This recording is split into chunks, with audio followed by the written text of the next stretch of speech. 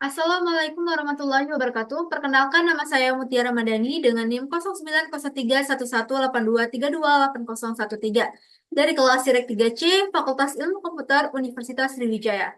Jadi di sini saya akan menjelaskan materi tentang listening and questioning for effective communication. Nah, di sini saya akan membahas beberapa poin, yaitu yang pertama ada pengertian komunikasi, yang kedua ada tipe-tipe komunikasi, yang ketiga ada panduan dalam berkomunikasi, yang keempat ada hambatan dan solusi dalam berkomunikasi, yang kelima itu ada jenis pertanyaan dalam berkomunikasi, yang keenam ada contoh komunikasi tidak efektif, dan yang terakhir kesimpulan.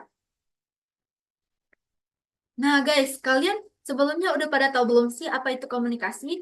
Jadi, komunikasi ini merupakan proses penyampaian informasi, ide, atau pesan dari satu pihak ke pihak lainnya, baik secara verbal maupun nonverbal. Komunikasi ini bertujuan untuk mencapai pemahaman bersama antara pengirim pesan dan penerima pesan. Komunikasi ini bisa dikatakan efektif jika komunikator dan komunikan memiliki pemahaman yang sama. Selanjutnya itu ada tipe-tipe dalam berkomunikasi. Terdapat 4 tipe dalam berkomunikasi. Yang pertama itu ada pasif, yang kedua itu ada agresif, yang ketiga itu ada pasif-agresif, dan yang terakhir itu ada asertif. Yang dimana pasif ini merupakan seseorang tidak bisa mengungkapkan pikiran, perasaan, dan opininya, membiarkan orang lain untuk mendominasinya. Akibatnya sering merasa cemas dan putus asa. Yang kedua itu ada agresif, yang dimana seseorang itu mempertahankan diri secara langsung, tetapi berperilaku tidak pantas pada orang lain, seperti melecehkan, mengkritik, menyalahkan, menggunakan rasa bersalah, atau intimidasi untuk membuat orang melakukan apa yang dia mau. Yang ketiga itu ada pasif agresif, yang dimana seseorang ini mengekspresikan kemarahannya secara tidak langsung dengan sarkasme atau menyindir, sering merasa kesal dan tidak berdaya. Dan yang terakhir itu ada asertif, yang mana seseorang ini menyatakan pikiran dan perasaan serta ide secara jelas dan tetap menghormati hak orang lain, memiliki harga diri yang sehat, terkontrol, dan aktif menghargainya. Nah, di komunikasi asertif ini sangat dianjurkan ketika kita sedang berkomunikasi dengan siapapun. Selanjutnya itu ada panduan dalam berkomunikasi. Terdapat 5 panduan dalam berkomunikasi. Yang pertama itu ada berkomunikasi secara interaktif. Maksudnya ini berkomunikasi secara face to face atau secara langsung. Yang kedua itu ada berlatih mengatur intonasi suara, tempo, dinamika, dan ekspresi suara.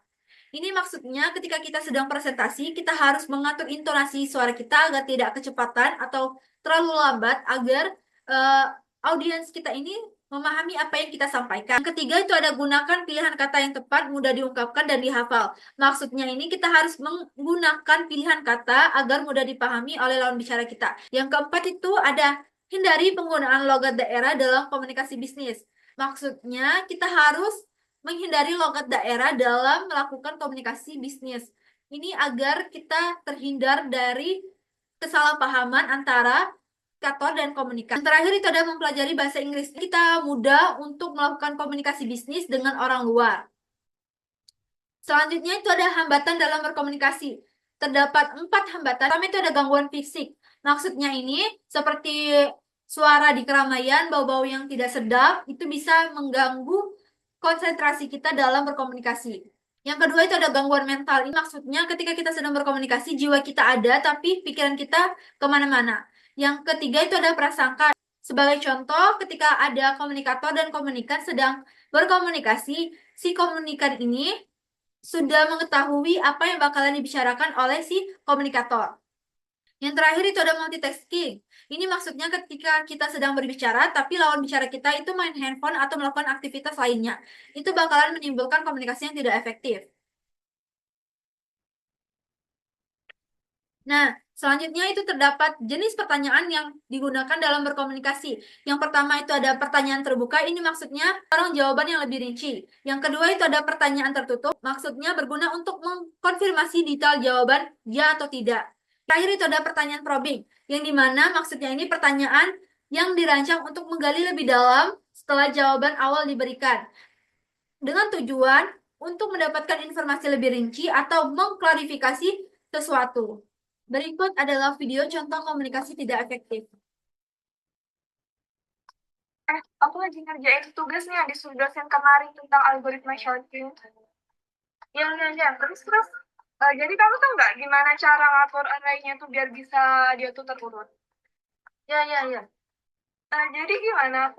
Aku tuh udah coba cari di Google ya, tapi tuh masih bingung cara implementasi gimana. Tuh, ntar aja deh, aku lagi asesmen kayak. Selanjutnya ini Jadi adalah terus video waktu di contoh tugas komunikasi algoritma efektif. kemarin yang di bagian waktu shortingnya kan bisa ada waktu buat bantuin bentuk nggak? Oh, sorting. Emang kamu dapat di bagian mana? Aku tuh bingung gimana cara yang bagi arraynya setelah dibagi dua. Aku tuh udah coba-coba tapi dia error terus. Dan coba sih ya, aku lihat dulu paduannya. Nah, kita coba cari masalahnya bareng-bareng. Oke, thanks banget ya. Bantuin bentar lagi ya, biar aku bisa lanjut ke ngerjain sisanya.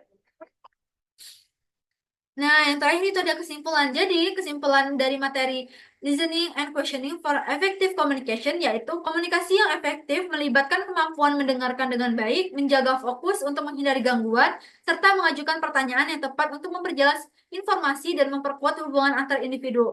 Semua ini penting untuk memastikan pesan tersampaikan dengan jelas, pemahaman terjaga, dan hubungan interpersonal yang baik tercipta.